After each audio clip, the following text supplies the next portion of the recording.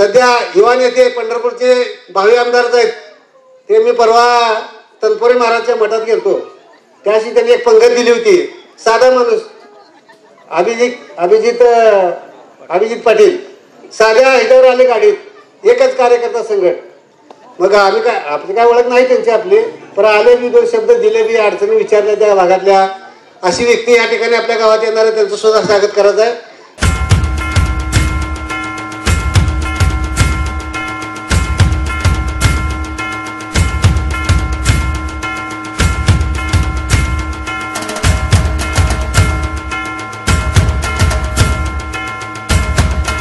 की बक्षीपरी आणि वडाळ्याचं नातं फार जुनं आहे. आमच्या गावातील 5-6 मुली तिथं आहेत, तिथल्या मुली इथं आमच्या गावामध्ये आहेत. आणि काकाचं ना आमचं नातं अतिशय जिव्हाळ्याचं नातं या ठिकाणी आहे. या ठिकाणी मी काकांना सांगू इच्छितो, ज्या वेळेस तुम्ही जिल्हा परिषदचा अध्यक्ष होता, तुम्हाला आपण या ठिकाणी शिवजयंतीच्या निमित्तानं आपण आणलेलं होतं. जिल्हा परिषदचा अध्यक्ष असताना तुम्ही जवळजवळ 1 तासभर भाषण करून आपल्या या गावामध्ये अतिशय चांगल्या पद्धतीनं प्रबोधन केलं. तुम्ही एक वारकरी संप्रदायाचा वक्ता असल्यामुळं तुम्हाला त्याची अतिशय जाण आहे. आम्ही पाहतो तुमच्या वागण्यातून, सांगण्यातून आणि तुमच्या त्या वाणीतून ऐकतो की काका काय जरी झालं तर गावामध्ये ज्या ठिकाणी कार्यक्रम चालतो, सप्ताहाचा असू द्या, भजनाचा असू द्या, कुठलाही असू द्या, त्या ठिकाणी ते कायमचं हजर असतात. बक्षी परगा यांना माझं वंदन आणि नमस्कार करते. इथे उपस्थित असलेल्या, मंचावर उपस्थित असलेल्या सर्व मान्यवरांना माझं चरणस्पर्शच म्हणायला पाहिजे, कारण वयाने लहान मोठे मला माहीत नाही आहेत, पण सर्वांचे आशीर्वाद आहेत म्हणून आपण इथे जमलेलो आहोत. आणि मी या कार्यक्रमाला इथे उभी आहे. या कार्यक्रमाचा उद्देश तसा बघायला गेला तर वाढदिवस हे फक्त एक निमित्त आहे मानेसाहेबांचं. आपण हे सर्व जमा झालेलो आहोत ते आपल्यातले जे ऋणानुबंध आहेत, आपल्यातले जे संबंध आहेत, ते कधीतरी आपण एकत्र यायला पाहिजे, सर्वांनी एकत्र बोलायला पाहिजे, एकमेकांच्या गाठीभेटी व्हायला पाहिजे. गावात आपण सर्वजण असतो, पण प्रत्येक जण कंटिन्यू आपल्या आपल्या कामामध्ये असतो, सतत आपल्या कामामध्ये असतो.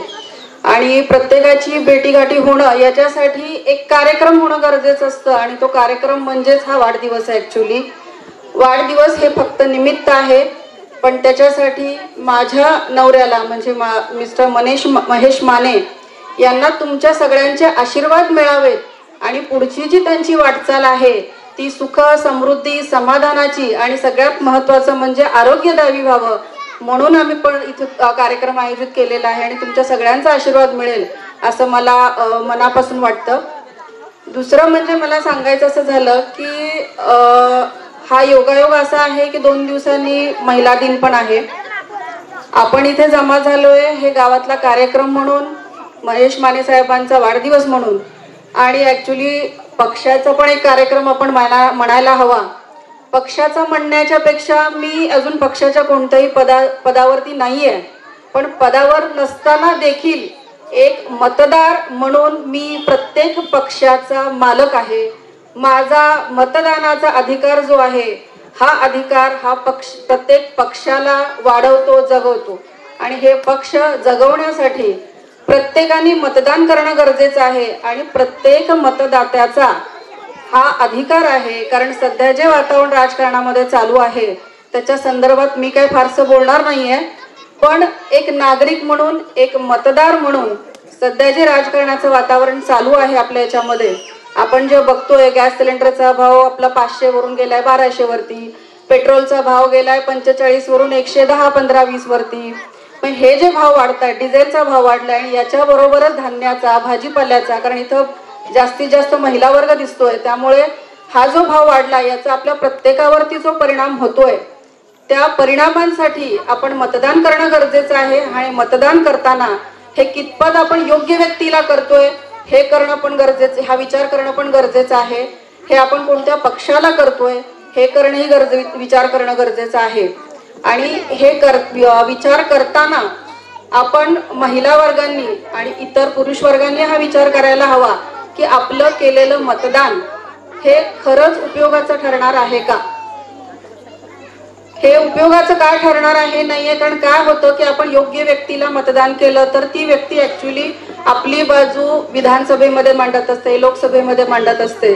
मग ते मतदानावरती त्या मतदानाचा फायदा तिथे होतो आणि त्याच्यानंतर आपल्याला गावामध्ये प्रत्येक ठिकाणी आपल्याला त्याचा फायदा होत असतो.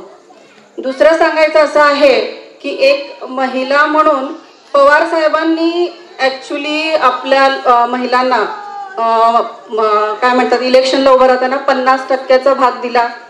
बऱ्याचशा सोयी सुविधा महिलांसाठी उपलब्ध करून दिल्या आणि पवार साहेबांनी ह्या महिला म्हणजे सुविधा उपलब्ध करून दिल्यामुळे मी प्रत्यक्षात इथे उभी आहे. आपल्यातल्या बऱ्याचशा महिला वैमानिक होत आहेत, बऱ्याचशा महिला वैज्ञानिक होत आहेत, बऱ्याचशा महिला सायंटिस्ट होत आहेत, म्हणजे सायंटिस्ट म्हणजेच वैज्ञानिक होत आहेत, डॉक्टर्स होत आहेत, इंजिनियर्स होत आहेत, परदेशामध्ये जात आहेत. आणि आपणही जे अंगठे बहादूर होतो किंवा आपल्याला शिक्षणाचं ज्ञान नव्हतं, जगण्याचं ज्ञान नव्हतं, उद्योगधंद्यांचं ज्ञान नव्हतं, या सर्व गोष्टींसाठी आपल्याला पवार साहेबांनी खूप सपोर्ट केलेला आहे. आणि या सपोर्ट केलेल्यामुळेच आपण सर्वजण जगतोय. म्हणजे आज घरात जर कोणी कमवत असेल, पुरुष जर कमवत असेल तर महिलाही तितकीच कमवते आणि दोघांचा मिळून हा संसार चालतो. म्हणूनच दोघांचा 50-50% अधिकार त्याच्यामध्ये आहे. शिवाय मुलीला घरामध्ये म्हणजे वडिलांच्या प्रॉपर्टीमध्ये मुलीचाही तितकाच हक्क आहे हे दाखवून देणारे सुद्धा पवार साहेबच आहेत. पुढचा मुद्दा मला असा सांगायचा आहे आपल्या याच्यामध्ये की मी ऍक्च्युली आता 2-3-4 वर्ष झाले इथे गावामध्ये येतेय. गावातल्या काही बरेचशा अडचणी वगैरे असतात, साहेब तर बघतातच, माने साहेब बघतात का. त्याच्या व्यतिरिक्त सुद्धा जर तुमच्या काही अडचणी असतील, महिलांच्या असतील, इतर घरच्या काही अडचणी असतील, वैद्यकीय क्षेत्रातल्या असतील, तर मी आणि साहेब 24 तास तुमच्या सोयीसाठी आम्ही इथं उपलब्ध असू. तिसरा मुद्दा मला असा सांगायचा आहे की हा उपलब्धता म्हणजे जी आहे ती 24 तासासाठी असणार आहे. तुम्हाला जेव्हा कधी वाटतं की बाबा तुम्हाला अडचण आहे, तुम्ही कोणत्याही वेळी आम्हाला संपर्क करू शकता आणि आमचं ते कर्तव्य आहे, कारण आम्ही या गावचे नागरिक आहोत. तुमच्या ज्या काही अडचणी आहेत त्या अडचणी सोडवणं हे आमचं कर्तव्य आहे आणि त्याच्यासाठी आम्ही कटिबद्ध आहोत. त्या अडचणी आम्ही 100 ने 101% सोडवण्याचा प्रयत्न करू. एखाद दुसरं मागं पुढे झालं तर शेवटी काय होणार आहे, माणूस आहे किंवा त्या अडचणी सोडवता येण्यासारख्या नसतील, पण आमचे प्रयत्न 100 ने 101% असतील. आता महत्वाचा मुद्दा असा आहे की अडचणी म्हटलं तर प्रत्येकाच्या घरोघरी छोट्या छोट्या अडचणी असतात, काहींच्या जिल्हा परिषदच्या असतात आणि जिल्हा परिषदेच्या अडचणी किंवा बाकी अडचणी मानेसाहेब सोडवतात. वैद्यकीय क्षेत्रातली जर तुम्हाला कोणतीही अडचण वाटली तर तुम्ही कोणत्याही क्षणी मानेसाहेबांच्या थ्रू मला कॉन्टॅक्ट करू शकता. त्या अडचणीला माझ्याकडनं मी पूर्ण खात्री देते की ती अडचण तुमची कोणत्याही प्रकारची असू दे, ती अडचण मी 100% सोडवेन. हा माझा शब्द आहे. तो शब्दाला मी कधी आजपर्यंत फिरलेली नाही आणि तो शब्द मी पाळणार आहे.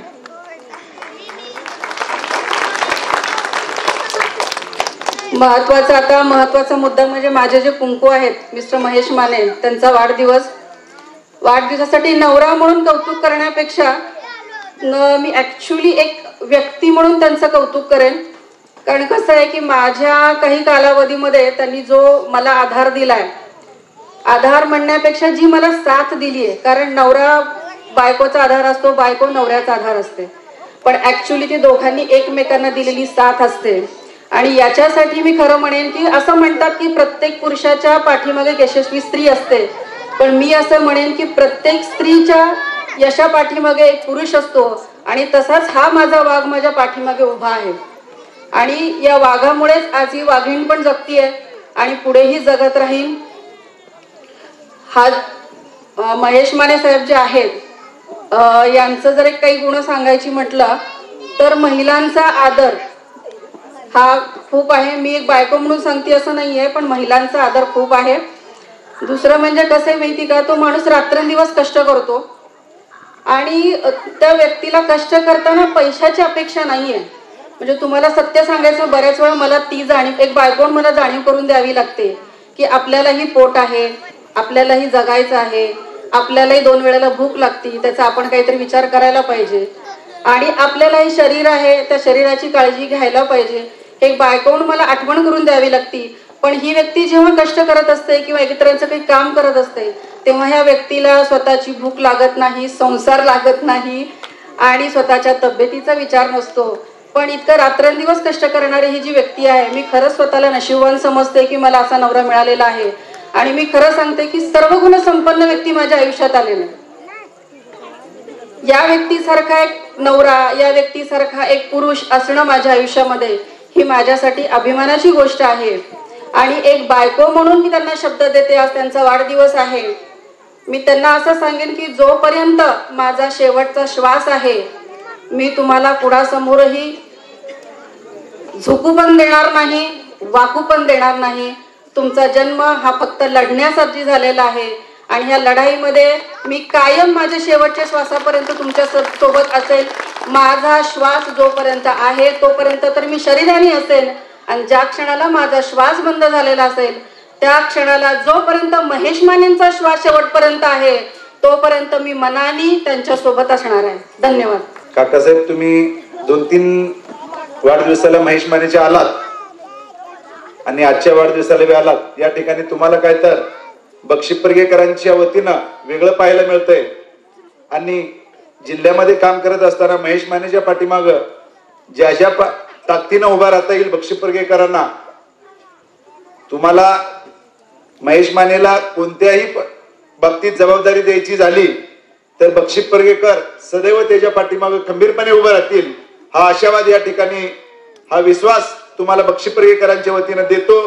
आणि माझ्या लहान भावाला भविष्य काळामध्ये या जिल्ह्याचं, तालुक्याचं, सामान्य लोकांचं नेतृत्व करायची जबाबदारी बक्षी महाराज देव, हा आशावाद या ठिकाणी व्यक्त करतो आणि थांबतो. जय हिंद, जय महाराष्ट्र. समजा कोणी जरी कोणाने एकट्याने जरी गावातलं फोन केलं, दादा मला आज पतसंस्थेचं काम आहे, बीडीओ साहेबांना भेटायचं आहे, पण दादा दुसऱ्या दिवशी जर कोणाला आठवण नाही झाली तर दादाचा स्वतः फोन असतो की का तुम्ही बोलला होता, बीडीओ साहेबांना भेटायचं होतं, काय झालं. पण एवढ्या तीक्ष्णतेने दादाने काम करत आहेत.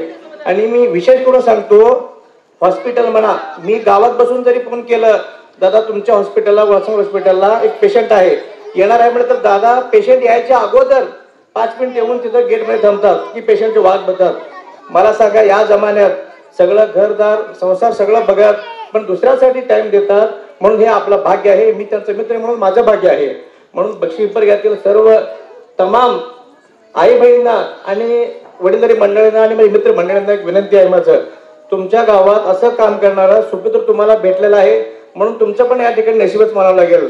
कारण गाव तिथे विरोधक असतोच, गावात कोणीतरी पुढे चाललं तर थोडंफार एक 10-20% त्यांना विरोध करणारे लोक असतात, ते चालत असतो. पण मला एवढं विनंती आहे, त्याने गावात दादा जास्त इंटरफेअर काय करत नाही, तरी सुद्धा गावातील लोकांना माझी एवढं विनंती आहे, जे काय तुमचं काम असेल तुम्ही डायरेक्ट दादांना कॉन्टॅक्ट करा, वहिनीनं कॉन्टॅक्ट करा, तुमचं काम झाल्याशिवाय राहणार नाही. म्हणून या ठिकाणी पुन्हा एकदा माझ्या लवंगी ग्रामपंचायतीच्या वतीनं आणि दक्षिण सोलापूर तालुक्याच्या राष्ट्रवादी काँग्रेस पार्टीच्या वतीनं मी दादांना या ठिकाणी शुभेच्छा देतो. धन्यवाद. त्याच्या राजकीय क्षेत्रातील कारकिर्दीबद्दल मला जास्त माहिती नाही, परंतु त्यांचे जे सामाजिक कार्य आहे त्याबद्दल मी खूप जवळून त्यांचा अनुभव मी घेतलेला आहे. तर जवळजवळ सर्वच क्षेत्रातील लोकांसाठी ते कार्य करत राहतात. आजच्या काळामध्ये 99% राजकारण आणि 1% समाजकारण करणारे नेते आपण पाहतोय, पण हा व्यक्ती असा आहे की 1% राजकारण 99% समाजकारण असं ह्या व्यक्तीचं व्यक्तिमत्व आहे. तर मी एक आश्रमशाळेतील शिक्षक, मी एकदा सहज म्हणून त्यांच्याकडे एक साधी एक संकल्पना घेऊन त्यांच्याकडे गेलो. तर आमच्या शाळेमध्ये जे अनाथ मुलं असतात, गोरगरिबांची मुलं असतात, ते वसतिगृहात राहून शिक्षण घेतात. अशा शाळेमध्ये की मी काम करतो. तर त्यांना सहज म्हणून एक सूचना केली. आमच्या जिल्ह्यामध्ये जिल्हास्तरीय क्रीडा स्पर्धा भरल्या होत्या, त्यावेळी मी त्यांना सहज म्हणलं, आमच्या शाळेमध्ये गोरगरिबांची मुले शिक्षण घेतात, त्यांच्यासाठी स्पोर्ट्ससाठी ट्रॅकसूट नाही. तर नुसता त्यांच्या समोर शब्द टाकला. एका क्षणाचाही विलंब न करता त्यांनी 20,000 रुपयाचं 50 ट्रॅकसूट त्यांनी लगेच ऑर्डर दिले आणि दुसऱ्या दिवशी मिळवून पण दिलं. आणि ते मागे आहेत, परंतु ते जे मुलं ते नेसून स्पोर्ट्समध्ये कामगिरी बजावली आणि त्यांचं जे मनामध्ये त्यांचा जो उन्मत होता तो निश्चितपणे या माने साहेबांना आशीर्वाद दिल्याशिवाय राहणार नाही.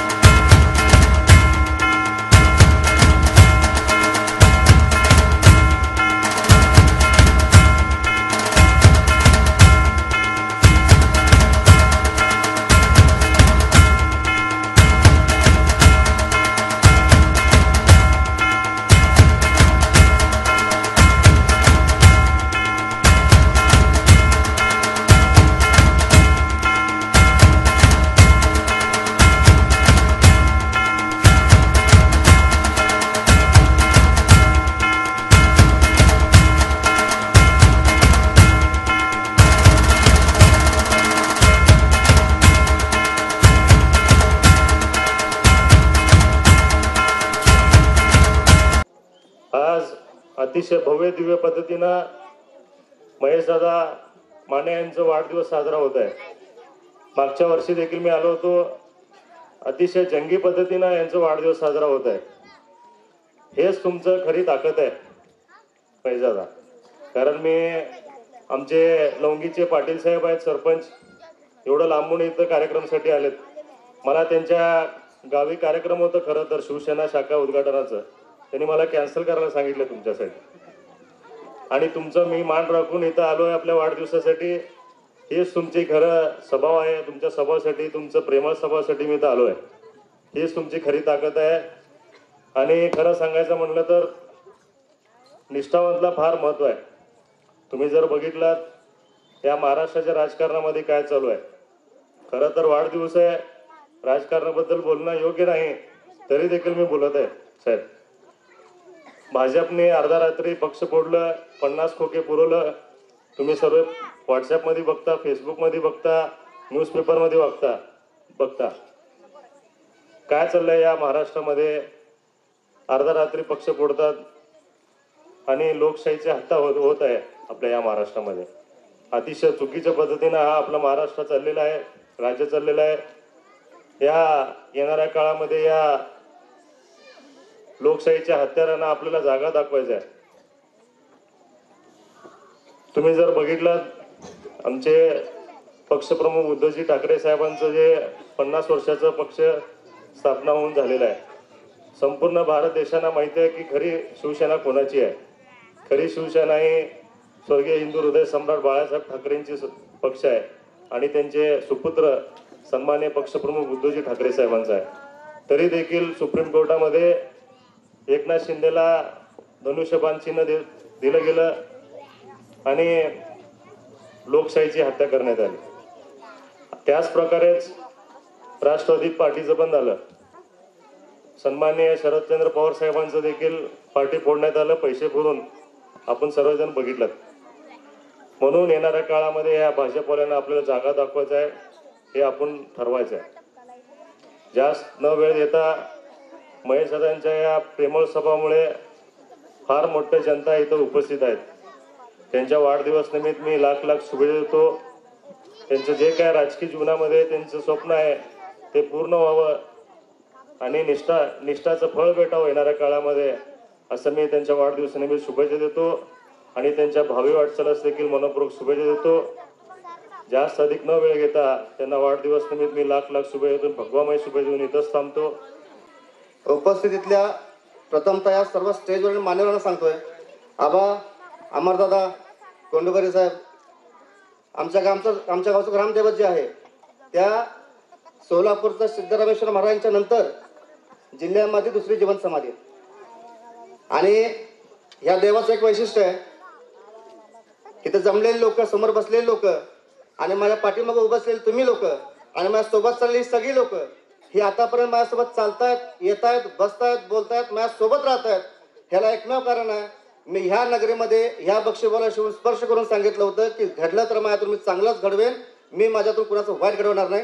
ह्यामुळं हा सगळा जनसमुदाय, हे सगळे लोक, माझे बंधू भगिनी, माता भगिनी, माझी धर्मपत्नी, माझी आजी, माझी आई, माझी लेकरं, तुम्ही हे सगळ्याच्या माझ्यासोबत जुळून आहात.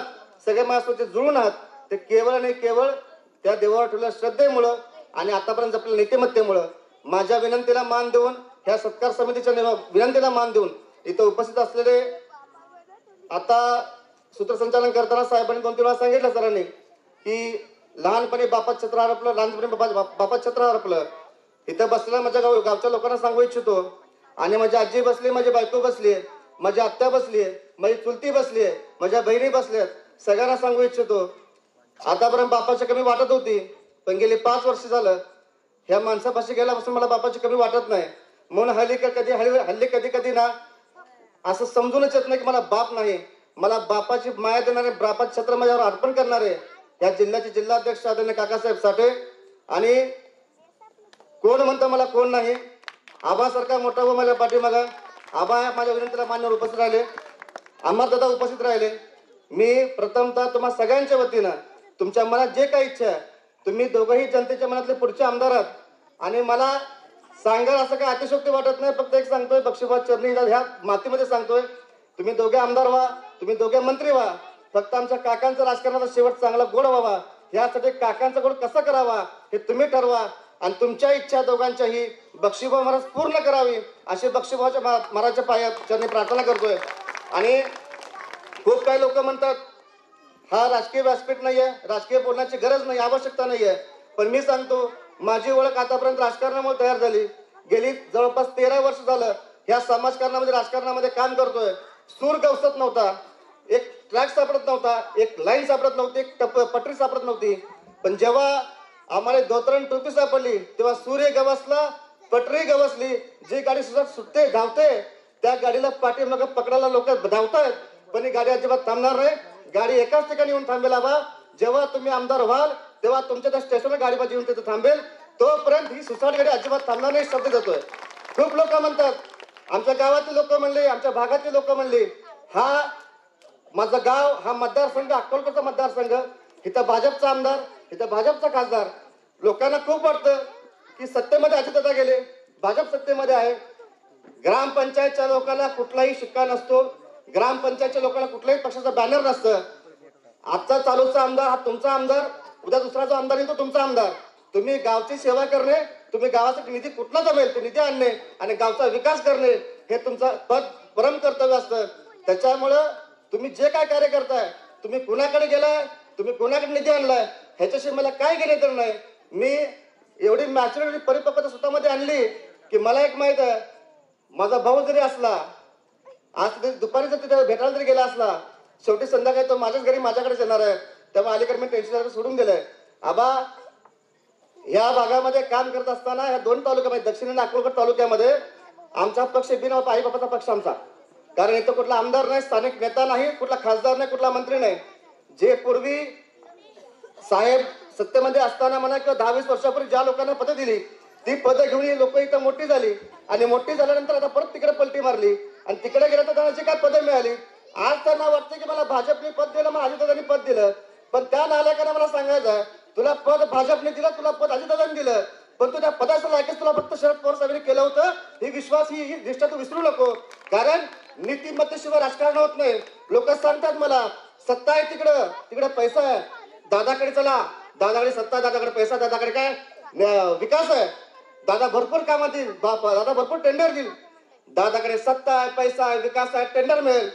पण दादाकडे गोष्ट कायमस्वरूपी कमी आबा, बोलायला घाबरत नाही, कारण बोलल्यामुळे सिद्धापर्यंत आलोय. असं म्हणतात की बोलणाऱ्याची माती पण विकली जाते, पण बोलणाऱ्याची माती पण होते, हे अनुभव मी घेतलाय. तरीही मातीमधला माणूस असल्यामुळं माती झाली तरी हरकत नाही, पण खरंच बोलणार, कारण मला शिवरायाने शिकवलंय. कर्नाटक पासून आंध्र प्रदेशापर्यंत, विजापूर पासून ते पाक गुलबर्गाच्या पट्ट्यापर्यंत गेली 6 वर्ष झाली. आता फक्त पक्षाची जबाबदारी असल्यामुळे जाऊ शकत नाही. तासाला 5,000 रुपयातून भाषण ठोकतो, तेव्हा धंदा होता, माझं घर चालू होतं, आता थांबलंय. आता विचार केला कुठेतरी आपल्यासाठी, आपल्या महाराष्ट्रासाठी, देशासाठी, ह्या शेतकऱ्यासाठी, माता भगिनीसाठी आणि ह्या युवासाठी आपल्याला ह्यांचे हात बळकट करण्यासाठी म्हणून आपल्याला काहीतरी केलं पाहिजे. ह्या प्रत्येकाने शक्तीला आपण परतवून लावलं पाहिजे. जोपर्यंत तुम्ही राजकारणात सक्रिय होत नाही, जोपर्यंत तुमच्याकडे एखादा बॅनर येत नाही, जोपर्यंत तुम्ही कधी स्थिर स्थावर होत नाही, तोपर्यंत ह्या गोष्टी तुम्ही साध्य करू शकत नाही. हे उराशी बाळगलं होतं, म्हणून आता थोडंसं राजकारणाच्या व्यासपीठावर जाऊन बोलतोय, पण अजूनही सांगतोय, बोलायला घाबरत नाही. दादाकडे सत्ता आहे, दादाकडे पैसा आहे, दादाकडे विकास आहे, दादाकडे टेंडर आहेत, पण दादाकडे नीतिमत्ता नाहीये. त्यामुळे आम्ही आजही शरदचंद्र पवार साहेबांच्या पायापाशी अजून पण आम्ही ठाम आहोत. मी अभिमानाने सांगतोय, मी इथं बसलेल्या प्रत्येकाला सांगतोय, तुमचा आमदार, तुमचा खासदार, तुम्हाला मताचा अधिकार या लोकशाहीने दिला, संविधान दिला, बाबासाहेबांनी अधिकार दिलाय. तुम्ही मत कुणाला टाकावं ह्याच्याबद्दल तुम्हाला कधी बळजबरी करणार नाही, तुम्ही मत कुणाला द्यावं हे तुम्हाला मी कधी सांगणार नाही. पण एकच सांगतोय, भारत बर्बाद होत असताना समजा तुमची पुढची पिढी जर म्हणली की या 2014, 2024 किंवा 29च्या काळामध्ये भारताची एवढी अधोगती झाली, भारत थोडा बर्बाद झाला, तेव्हा तुम्ही काय करत होता? तेव्हा तुम्ही एकच सांगितलं पाहिजे, मी माझ्या पोरांना सांगू शकतो पुढं, देश बर्बाद होत असताना मी काही करू किंवा न करू, पण त्या बर्बादीच्या विरोधामधलं एक मत मी टाकलं, मी माझं मत त्या बर्बादीच्या विरोधामध्ये दिलं. हे तुमचं ह्या वेळेसच्या निवडणुकीचं योगदान असणार आहे. निवडणुकीचा पडगम वाजणार आहे. राजकीय बोलायचं असं ठरलं होतं, पण आता मला 2-4 दिवसात आचारसंहिता होती, त्यामुळे बोललं पाहिजे. लक्षात घ्या, संविधान बदलतात, कायदा बदलतात, पक्ष फोडतात, चिन्ह बदलतात, कधी कधी आता बाप बदलायला गेले, पक्षाचा बाप बदलला. म्हणून मी सांगतो, अरे विष देऊनी संपविला चहू मुलखाचा छत्रपती, विष देऊनी संपविला चहू मुलखाचा छत्रपती. या भट बामणांच्या नालायकीचे तुम्हाला पुरावे देऊ तरी किती? अरे उठ बहुजना, तुला राग काय येत नाही? उठ बहुजना, तुला राग काय येत नाही? तुला बापाचा बाप बदलला जातो, तुला जाग काय येत नाही? ही सांगायची वेळ तुमच्यावर आली, तुमचा बाप बदलायची वेळ आली आहे. लक्षात घ्या, ही निवडणूक शेवटची निवडणूक असणार आहे. माझ्या माता भगिनीच्या कपाळावर कुंकू कायम राहण्यासाठी, माझ्या शेतकऱ्याची जमीन कायम राहण्यासाठी, माझ्या युवकाच्या हाताला रोजगार मिळण्यासाठी, माझ्या लहान लेकरांना शिक्षणाची गुणवत्तात्मक शिक्षण मिळण्यासाठी म्हणून, आणि माझ्या आया बहिणीचं आबरूचं संरक्षण करण्यासाठी म्हणून जे काय करावं लागेल तुमच्या सोबत, तुमच्या शिवाय नाही आला काही फरक पडत नाही. पण आम्ही ह्या देशाच्या बरबादीच्या विरोधामध्ये एक मत टाकणार. अरे आम्ही विकलो गेलो नाही. आम्हाला काकांना ऑफर आली, मध्यंतरी त्या BRS ने ऑफर दिली, ते तर गडी एवढा सुसाटाला होता, हजारो गाड्या घेऊन, हजारो कोटीचा तिथला खर्च केला, त्या सरकारी खर्च तिजोरी मधला. अरे पंढरूचा पांडुरंग आहे तो, दीन दुबळ्याचा दलिताचा कैवारी आहे तो, शेतकरी कष्टकऱ्यांचा देव आहे. योगी 28 विटेवर उभा म्हणून सांगितलं त्याला, एका विटेवरच उभारलाय तो. तू का सोन्या चांदीच्या महालात बसलेला नाही, त्या देवासमोर येऊन तू इथं तुझ्या पैशाची मस्ती दाखवतो. शाप लागला, शाप भोगतायत. म्हणून म्हणतो नीतिमत्तेशिवाय राजकारण नाही. बिक गए जो राजनीति के बाजार में उनका हमें गम नहीं, बिक गए जो राजनीति के बाजार में उनका हमें गम नहीं. हिंदू हिंदू कह के मुसलमान पे झूठ है, ये हिंदू धर्म कभी सिखाता नहीं. छत्रपति शिवाजी महाराज का नाम लेकर राजनीति करने वाली मराठा की औलाद नहीं, महाराष्ट्र की औलाद नाही. तुम्ही शिवाजीचे औलाद आहे ही दाखवण्याची वेळ तुमच्यावर आली. आणि तुम्ही माझ्या निमंत्रणाला, माझ्या प्रेमाला मान देऊन तुम्ही आलाय. आबा आले, काका आले, बाकी सर्व मान्यवर मंडळी आले आणि माझ्या माता भगिनी माझे ग्रामस्थ इथे येऊन बसले. तुम्ही ऐकून घेतला, 2 तास आम्हाला तुम्ही सहन केला, याबद्दल आपले आभार मानतोय. आणि विशेष करून काकांना सांगतोय, काका मागच्या वर्षीचा कोटा संपला, मागच्या वर्षी ह्याच दिवशी तुम्हाला माफी मागितलं होतं. आतापर्यंत वर्षभरात जे काय चुका झाल्या ते माफ करा. इथून माझा पुढचा कोटा चालू झाला, वर्षभर चुका मी करणार आहे. धन्यवाद. जय हिंद, जय महाराष्ट्र. वाढदिवस माझ्या एका सहकार्याचा, वाढदिवस माझ्या एका कर्तृत्वान मित्राचा, वाढदिवस एका वक्त्याचा, वाढदिवस एका या बहुजनांचा राजा छत्रपती शिवाजी महाराजांचा विचार तळागाळात पोहोचवणाऱ्याचा, वाढदिवस समतेचा, न्यायाचा, महात्मा ज्योतिबा फुलेंचा, सावित्रीबाई फुलेंचा, यशवंतराव चव्हाणांचा, शरदचंद्र पवार साहेबाचा, हा तळागाळापर्यंत बहुजनांचा पुरोगामी विचार पुरवणारा आमचा सहकारी मित्र महेशजी माने दादाचा, वाढदिवसाच्या महेशरावांना लाख लाख शुभेच्छा देतो. आपल्या हातून येणाऱ्या काळामध्ये या देशाला, या महाराष्ट्राला, या सोलापूर जिल्ह्याला एक विचाराची शिदोरी छत्रपती शिवाजी महाराजांनी या महाराष्ट्रामध्ये पेरलेलं स्वराज्य आणि त्या स्वराज्याची खांद्यावरती धुरा घेतलेले शरदचंद्र पवार साहेब यांचा विचार तळागाळापर्यंत पोहोचवून सामान्यातल्या सामान्य कुटुंबातल्या माझ्या मायमाऊलीच्या भाकरीतल्या टोपल्यातल्या भाकरीला, माझ्या मायमाऊलीला त्या ठिकाणी सुख समृद्धीचे दिवस आणण्यासाठी, माणसांचे मेंदू त्या ठिकाणी पक्व करण्यासाठी, उद्याच्या काळामध्ये माझ्या तरुणांच्या उज्ज्वल भविष्यासाठी या सोलापूर जिल्ह्यामध्ये एक आपल्याला क्रांतिकारी पिढी घडवायची आहे. ही क्रांतिकारी पिढी घडवण्यासाठी महेश दादा माने भविष्य काळामध्ये काम करतील आणि ते काम करण्याची ऊर्जा सोलापूरचं ग्रामदैवत सिद्धरामेश्वर आणि आपलं ग्रामदैवत महाराज देतील अशी मी त्यांच्या चरणी व पंढरीच्या पांडुरंगाला नतमस्तक होऊन यांच्या दीर्घ आयुष्य, कर्तृत्वान आयुष्यासाठी मनोकामना मागतो. आत्ताच बोलताना अमर पाटील साहेब असतील, महेश दादांनी बोलले की या देशामध्ये नेमकी परिस्थिती काय आहे आणि या देशामध्ये ह्या क्रांतीची गरज काय. ह्या क्रांतीची गरज आहे की या देशामध्ये एका बाजूला राम मंदिर उभा केलं जातं, त्या राम मंदिरामध्ये असणारा राम मात्र एक वचनी होता. तो राम कधी आपल्याला 15 लाख खोटे देतो म्हणला नव्हता. त्या ठिकाणी तो राम कधी आपल्याला एक वचनी असल्यामुळं आपल्याला 400चा गॅस 900ला देतो म्हणला नव्हता. त्या ठिकाणी आपल्याला कधी तो एक वचनी राम असल्यामुळं शेतकऱ्याच्या धानाला त्या ठिकाणी भाव मिळणार नाही असं कधी म्हणला नव्हता. तो राम कधी आपल्याला त्या ठिकाणी जातीय म्हणजे तेढ कर आधी कसं म्हणला नव्हता. तो राम कधीही आपल्या बायकोला सोडून देऊन राहिलेला होता का.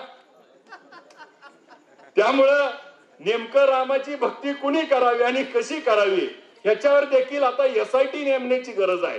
कारण SIT सध्या खूप मोठी गाजती आहे. या देशामध्ये काही झालं तर या देशात जर आंदोलन होते आणि ते देखील सनदशीर मार्गानं, त्या ठिकाणी मराठा समाजाचं त्या ठिकाणी आंदोलन चालू आहे. गेले 7 महिने मनोज जरांगे पाटील त्या ठिकाणी आंदोलन करतायत आणि त्या आंदोलनामध्ये त्या ठिकाणी लढा देत असताना, आरक्षणाची भूमिका मांडत असताना आज जर त्यांच्यावर SIT चौकशी नेमली जात असेल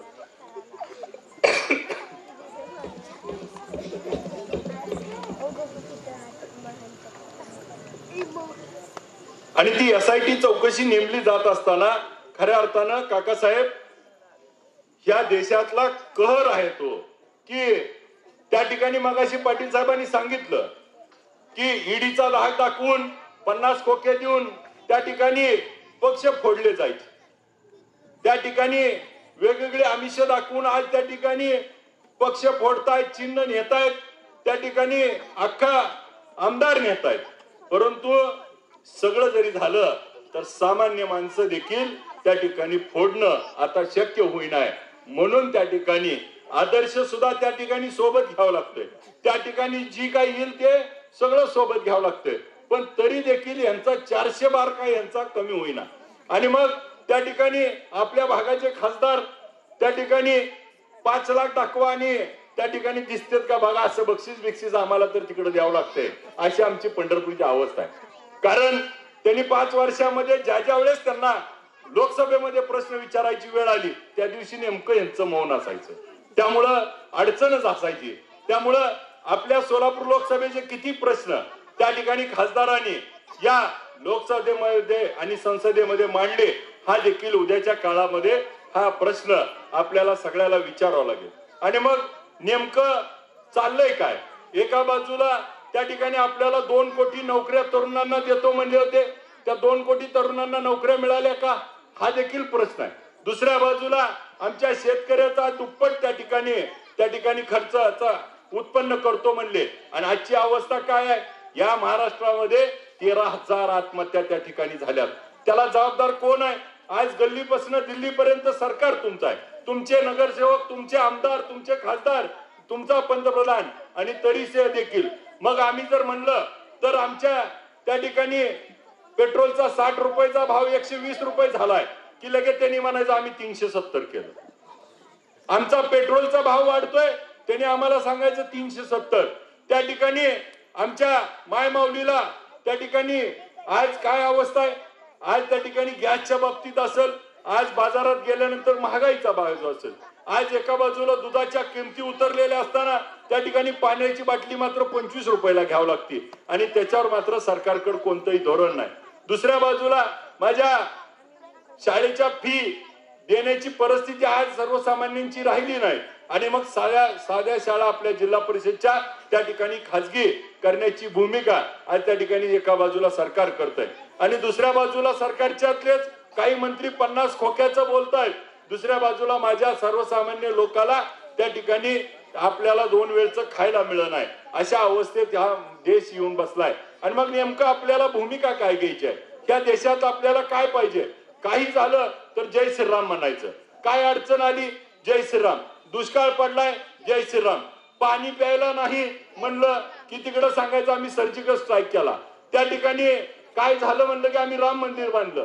मग राम मंदिर ज्यावेळेस तुम्ही बांधलं त्यावेळेस छत्रपती शिवाजी महाराजांचं समुद्रातलं स्मारक का बांधलं नाही, याचं देखील उद्या महाराष्ट्राला उत्तर द्यावं लागणार आहे. मग ज्यावेळेस तुम्ही राम मंदिर त्या ठिकाणी सुप्रीम कोर्टाचा निकाल लागून रातोरात बांधू शकता, झटकन त्या ठिकाणी उभा राहू शकतो लोकसभेच्या निवडणुकीच्या आधी, तर त्या ठिकाणी 2014 मध्ये हिंदू मिल मध्ये होत असलेलं डॉक्टर बाबासाहेब आंबेडकरांचं स्मारक का झालं नाही, त्याची एक ईट का लागली नाही, ह्याचं सुद्धा उद्या काळामध्ये उत्तर हे त्या ठिकाणी द्यावं लागणार आहे. मग त्याच पंतप्रधानांनी बाबासाहेब आंबेडकरांच्या स्मारकाला देखील वीट लावली, आणि त्याच त्या ठिकाणी पंतप्रधानांनी समुद्रात जाऊन स्वतः त्या ठिकाणी भूमिपूजन केलं, आणि दोन्ही गोष्टी होत नाहीत. इकडं मात्र काय होतंय, त्यांना पाहिजे तसं त्या ठिकाणी. मग राम मंदिराच्या बाबतीमध्ये आपण सगळ्यांनी बघा, राम मंदिर झालंय त्याबद्दल दुमत नाही, आम्ही देखील रामाचे भक्त आहोत, आम्ही देखील पाया पडतो, आम्हाला गरज असेल त्यावेळेस रामाकडनं आशीर्वाद घेतो. परंतु ह्यांचा आशीर्वाद कसा आहे हा जरा विचार करण्यासारखा. राम मंदिर कोणी बांधलंय? राम मंदिर एका ट्रस्टनं बांधलंय. 72 एकर काकासाहेब जागा त्यांना मिळाली, आणि मग त्या ठिकाणी 72 एकर जागेवरती डेव्हलपमेंटसाठी देशभरातनं वर्गणी गोळा केली. मी बी 1 लाख दिली. मग आज वर्गणी किती गोळा झाली? 4800 कोटी. मंदिर बनवायला खर्च किती आला?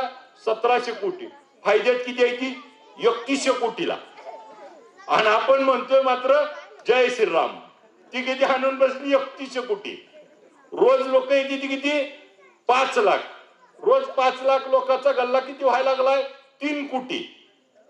आणि आपण काय म्हणतोय? जय श्रीराम. ती लागली की पैसे आणायला, आपण लागलो जय श्रीरामच्या नादाला. मूळ मुद्दा काय आहे लक्षातच येईना आपल्या. घोटाळा कुठे चाललाय, आणि आपण एका बाजूला काय फक्त आपल्याला काय उत्तर आलं की जय श्रीराम म्हणतो आपण. परंतु जय श्रीराम बरोबर आपल्या रोजीरोटीचा प्रश्न. माझ्या सर्वसामान्य मायमाऊलीला आज त्या ठिकाणी तुम्ही काय देऊ शकता? एका बाजूला सांगताय आम्ही गेल्या 10 वर्षामध्ये देश प्रगतीवर नेला, 25 कोटी लोकांना दारिद्र्य रेषेच्या बाहेर काढलं, आणि दुसऱ्या बाजूला तुम्ही सांगताय 80 कोटी लोकांना आम्ही रेशन देतो. मग देश कस काय प्रगतीवर आला? हा खऱ्या अर्थानं प्रश्न आहे, आणि ह्या प्रश्नाची उत्कळ उद्याच्या काळात होणं गरजेचं आहे. आणि ती उकळ उद्याच्या काळात होत असताना आपल्याला सगळ्यांनी ठरवलं पाहिजे की एका बाजूला शरदचंद्र पवार साहेबांनी त्या ठिकाणी देशामध्ये कधी सत्तेमध्ये आले 2004ला, त्या ठिकाणी 2004 ते 14 मध्ये या देशामध्ये अन्नधान्याचा तुटवडा होता, त्या ठिकाणी देश निर्यातदार झाला. आज मला सांगा बर, भारत देशामध्ये भाजपाचा कृषी मंत्री कोण आहे? हात वर कोणी सांगा बरं, नाव माहित आहे का? आज भाजपचा कृषी मंत्री माहित नाही. आणि 10 वर्षापूर्वी पवार साहेब कृषी मंत्री होते, आज देखील पवार साहेबांचं नाव कृषी मंत्री म्हणून घेतलं जातं. एवढं मोठं काम ते पवार साहेब उभा करू शकले आणि ते काम खऱ्या अर्थानं आपल्या महाराष्ट्राला अभिप्रेत आहे. या महाराष्ट्रामध्ये माझ्या मायमाऊली आज त्या ठिकाणी बसल्यात. त्या मायमाऊली ग्रामपंचायत मध्ये चालल्या, पंचायत समितीमध्ये चालल्या, जिल्हा परिषदेमध्ये चालल्या, आमदार व्हायला लागल्या. त्या ठिकाणी शरदचंद्र पवार साहेबांनी या महाराष्ट्रात पहिल्यांदा महिलांना आरक्षण दिलं, म्हणून आज त्या ठिकाणी तुम्ही सक्षम मध्ये उभा राहू शकला. आज तुम्ही पुढे येऊन बसलाय. आमचे तरुण सर्व सहकारी त्या ठिकाणी मागे बसले. त्याचं कारण पवार साहेबांनी हा संदेश या महाराष्ट्राला दिला आणि महिलांना त्या ठिकाणी प्राधान्य दिलं. स्वतःची मुलगी त्या ठिकाणी एक असताना त्या ठिकाणी पहिला संदेश त्या ठिकाणी पवार साहेबांनी सुप्रियाताईंच्या माध्यमातून दिला आणि आज त्या सुप्रियाताई या देशामध्ये 8 वेळा संसदपट्टू म्हणून त्या ठिकाणी पुरस्कार घेत आहेत. एवढी कर्तृत्ववान महिला देखील त्या ठिकाणी घडू शकते हे पवार साहेबांनी या महाराष्ट्राला दाखवून दिलं. आज तुमच्यातल्या कितीतरी माझ्या मायमाऊलींना आज त्या ठिकाणी कंडक्टर होता आलं. आज काहीतरी मायमाऊली माझ्या ग्रामसेवक झाल्यात, तलाठी झाल्या, त्या आज त्या ठिकाणी वेगवेगळ्या शिक्षिका झाल्यात, अंगणवाडी सेविका झाल्यात. हे सगळं कुणी करून दिलं? गेल्या 50 वर्षात पवार साहेबांनी तुम्हाला हे सगळं ओपन करून दिलं, उघडं करून दिलं, म्हणून तुम्ही त्या तिथपर्यंत पोहोचू शकला. आणि यांनी आपल्याला काय सांगायचं की काँग्रेसनं काय केलं, राष्ट्रवादी काँग्रेसनं काय केलं. ही लाईट कधी आली हो? काँग्रेसच्या काळात आली का नाही? आणि लोड शेडिंग कधी आलं? भाजपच्या काळात. लाईट मात्र काँग्रेसच्या काळात, लोड शेडिंग भाजपच्या काळात. त्या ठिकाणी पूर्वी लाईटचं बिल आपल्याला येत असताना आपल्या घरात बल असायचा, कधी लाईट तोडायची कधी ही करायची वेळ नसायची. आता मात्र आपलं एकच दिवस घराचं लाईट बिल जाऊ द्या, लगेच कट करते की नाही ते? मला सांगा, गॅस कुणी आणला हो? गॅस काँग्रेसच्याच काळात आला ना. याची शिगडी ह्यांनी काय केलं? 400 ची 1200 करून टाकली फक्त. त्या ठिकाणी मग सामान्य कुटुंबातल्या सामान्य माणसाच्या आज गळचिपी होते आहे. आणि ती गळचिपी जर उद्याच्या काळामध्ये आपल्याला रोखायची असेल तर महेश माने सारखा तरुण आज त्या ठिकाणी पेटून उठलाय. सामान्यातल्या सामान्य माणसापर्यंत पोहोचून आपला हा पुरोगामी विचार जपला पाहिजे. या पुरोगामी विचाराच्या माध्यमातून आपल्याला या देशाला कलाटणी द्यायची आहे आणि ती कलाटणी उद्याच्या काळामध्ये आपल्याला देत असताना तुम्हाला आज पुढच्या भविष्याचा, तुमच्या पुढच्या पिढीचा, आज माझी लेकरं एका बाजूला आपण बघतोय या महाराष्ट्रामध्ये काय चाललंय. पूर्वी आम्ही म्हणायचो महाराष्ट्राचा बिहार होईल, यूपी होईल, परंतु आज पोलीस स्टेशन मध्ये भाजपचा आमदार आज त्या ठिकाणी मुख्यमंत्र्याच्या माणसाला जर गोळ्या घालत असेल तर माझी मायमाऊली सुरक्षित आहे का? आज त्या ठिकाणी आमदारांची मजुरी किती वाढली की त्या ठिकाणी पोलीस स्टेशन मध्ये जाऊन गोळीबार करू शकतात. आज शिवसेनेच्या एका नगरसेवकाला फेसबुक लाईव्ह करून त्या ठिकाणी गोळ्या घातल्या जाऊ शकतात आणि त्याच्यावर मात्र गृहमंत्री कुठेही बोलत नाही. ही खऱ्या अर्थानं शोकांतिक आहे. आज कोपर्डीतली घटना घडली, आज त्या नराधामाला शिक्षा देत असताना आज त्या ठिकाणी कितीतरी अत्याचाराचे प्रसंग घडतात. आज देशातली सगळ्यात वाईट गोष्ट कोणती आहे माझ्या मायमाऊलींनो? तर गेल्या 2 वर्षामध्ये या महाराष्ट्रातनं 6,500 मुली ह्या गायब आहेत. आज देखील 6,500 मुली सापडलेल्या नाहीत की त्या नेमक्या गेल्यात कुठं. कुणी पळवून नेलंय, कुणी उचलून नेलंय का त्या पळून गेल्यात ह्याचा आज देखील स्थान पट्टा लागत नाही. त्याच्यावर मात्र सरकार काम करायला तयार नाही. 6,500 मुली जर आज त्या ठिकाणी महाराष्ट्रातनं त्या ठिकाणी गायब होत असतील आणि त्याच्यावर सरकारचं दुर्लक्ष होत असेल आणि मग त्याला नाव द्यायचं एखाद्या बाजूनं लव जिहाद म्हणायचं आणि त्या गोष्टीचं त्या ठिकाणी राजकारण करायचं, परंतु ह्याचं वस्तुस्थिती तपासणं गरजेचं आहे. या मुलींच्या बाबतीत नेमकं होतंय काय? आज त्या ठिकाणी त्या मुलींच्या बाबतीमध्ये उद्या ही माझ्या गावातल्या माझ्या कुणाच्या तर माय लेकरीवर देखील उद्या वेळ येऊ शकते. मग नेमकं हे सरकार करतंय काय? ही देखील भूमिका आपण सगळ्यांनी घेणं गरजेचे आहे. आणि मग या राज्यामध्ये चाललंय काय? शेतकरी माझा अडचणीत, तरुणांना नोकरी नाही, उद्योजक मात्र त्या ठिकाणी दोनपाच आहेत, ते कोट्यात कोटी झाले. आज त्या ठिकाणी देशामध्ये आपल्या या राज्याच्या देशाच्या अर्थमंत्र्यांनी त्या ठिकाणी लोकसभेमध्ये सांगितलं की त्या ठिकाणी या देशामध्ये एकही रुपया 10 वर्षामध्ये आम्ही शेतकऱ्याचं कर्ज माफ केलं नाही. पण दुसऱ्या बाजूला मात्र त्याच अर्थमंत्र्यांनी सांगितलं की आम्ही 14 लाख कोटी रुपये हे उद्योजकाचं कर्ज माफ केलं. मग हे सरकार नेमकं शेतकऱ्याचं आहे का काही ठराविक उद्योजकाचं आहे? आज त्या ठिकाणी या देशामध्ये नेमकी परिस्थिती कोणती चालली आणि काय चालली ह्याच्यावर विचार करण्याची गोष्ट आहे. आज आपल्यातली कायदा सुव्यवस्था त्या ठिकाणी बिघडली, शैक्षणिक अवस्था बिघडली, नोकरदाराची अवस्था बिघडली, माझ्या मायमाऊलीचा घरचा प्रपंच बिघडलाय, तिच्या घरातलं त्या ठिकाणी बजेट बिघडलंय. आणि मग माझा शेतकरी त्या ठिकाणी जर सुखी नसेल, माझी मायमाऊली सुखी नसेल, माझ्या घरातला तरुण सुखी नसेल, माझा देश सुखी नसेल, तर ह्या सरकारचं करायचं काय हा खऱ्या अर्थानं प्रश्न आहे. आज वाढदिवसाचा औचित्य आहे, परंतु वाढदिवसाचा औचित्य साधत असताना एक वक्ता आहे आणि वक्ता हा चळवळीतला वक्ता आहे आणि तो तळागाळापर्यंत पोहोचवतोय. म्हणून त्या वक्त्याला भाषणातच शुभेच्छा दिल्या पाहिजे. म्हणून खऱ्या अर्थानं माझं लांबलेलं भाषण त्या ठिकाणी थांबवतो. या माझ्या सहकार्याला वाढदिवसाच्या खूप खूप शुभेच्छा देतो आणि उद्याच्या काळात महेशरावच्या वाढदिवसाला मला नक्की खात्री आहे की पुढच्या काळामध्ये ह्या गावामध्ये बदल झालेला असेल आणि महेशराव तुमच्या पाठीशी एवढे मोठा समाज उभा राहतोय. हेच तुमच्या खऱ्या अर्थानं वाढदिवसाच्या शुभेच्छा आहेत. परंतु मी तुम्हाला एवढंच सांगतो, मगाशी तुम्ही बोलताना सांगितलं उद्याच्या काळामध्ये जिल्ह्यामध्ये काम करत असताना काकासाहेबांच्या मार्गदर्शनाखाली आम्ही काम करतोय. उद्याच्या 24ला त्या ठिकाणी ह्या सगळ्या मायमाऊली आणि या सगळ्या जनतेनं ठरवलंय. त्यामुळं उद्याच्या काळामध्ये उद्या कोण कोणता पक्ष आहे, कोण कुणाबरोबर आहे ह्याच्यापेक्षा उद्या भाजप विरुद्ध देश आहे ही भूमिका त्या ठिकाणी चालली आहे आणि त्या ठिकाणी भाजपला हरवायचंय म्हणून सगळे एकजुटीने आलेत. त्यामुळे 24 मध्ये आपलं सरकार येणार आहे आणि सरकार आल्यानंतर तुम्हाला तुमचा हक्काचा वाटा मिळेल एवढंच या निमित्तानं सांगतो. तुम्हाला लाख लाख शुभेच्छा देऊन माझ्यामुळे मला यायला उशीर झाला तरी देखील माझी आपण सर्वांनी ऐकून घेतलं त्याबद्दल दिलगिरी व्यक्त करतो. मला यायला उशीर झाल्याबद्दल माझा मान सन्मान केला, आपल्यामध्ये सामील होण्याची संधी दिली त्याबद्दल आभार मानतो आणि थांबतो. जय हिंद जय महाराज.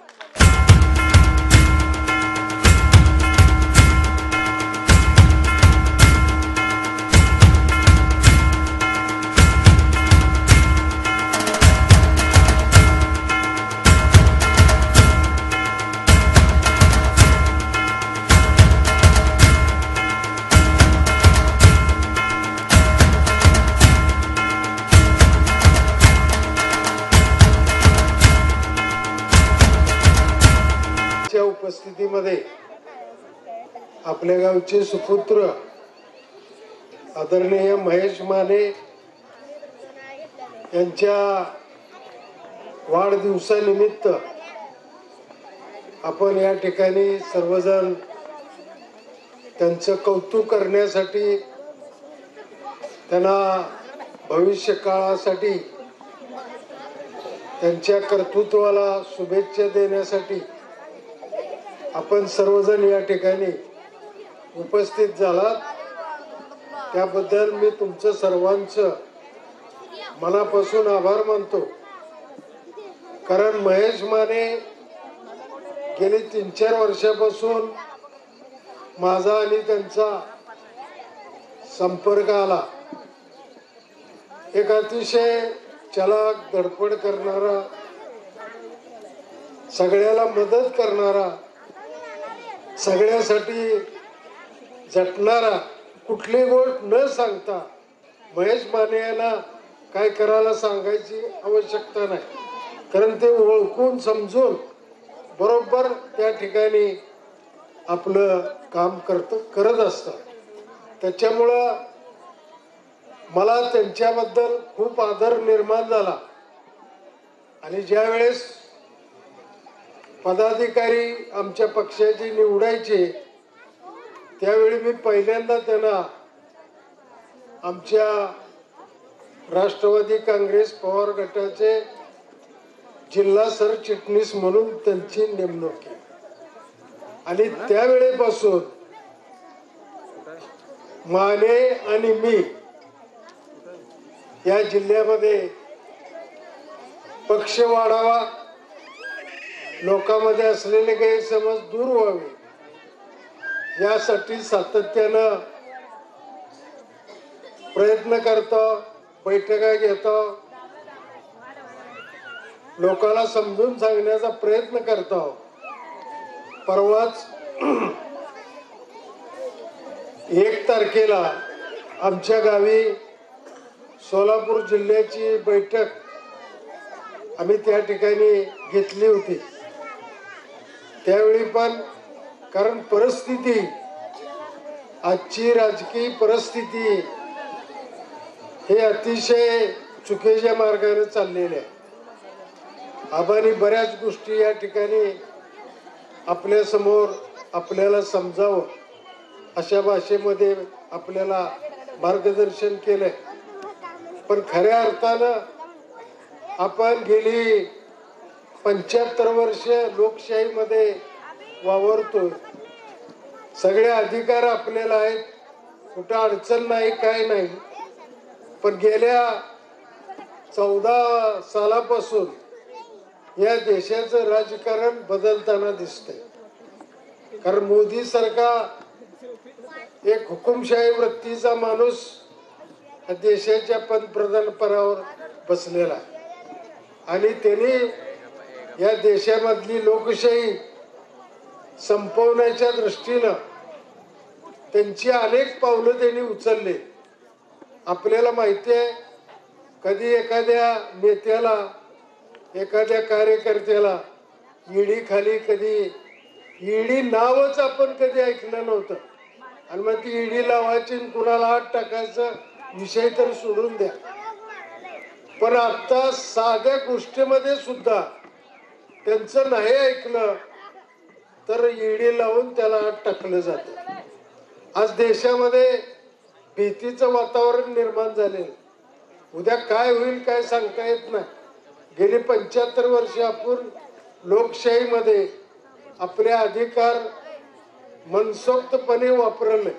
आपल्याला कुठं अडचण आली नाही. लोकशाही म्हणजे लोकशाही. आपण नेते मंडळीवर सुद्धा सामान्य जनता टीका करायची, पण त्याला कधी ईडी लावली नाही. पण आता परिस्थिती, आता जर आपण कोणावर टीका केली या भाजपच्या नेते मंडळीवर, तर लगेच त्याला तुरुंगात टाकलं जातं. आता येत्या निवडणुकीमध्ये आता मला वाटतं मार्च एप्रिल मध्ये निवडणूक होईल लोकसभेची. आणि त्या निवडणुकीमध्ये आपल्याला महत्वाची भूमिका बजावायची आहे. जर आपण चूक केली, आपण भाजपला मतदान केलं, तर भविष्य काळामध्ये आपल्याला पश्चाताप झाल्याशिवाय राहणार नाही. आणि नको ते ऐकायला मिळेल, नको ते पाहायला मिळेल अशी परिस्थिती आपल्या समोर येणार आहे. लोकशाही नष्ट केली जाणार आहे आणि हुकुमशाहीचं राज्य या देशामध्ये लावलं जाईल. तर हे गांभीर्य आपण ओळखा.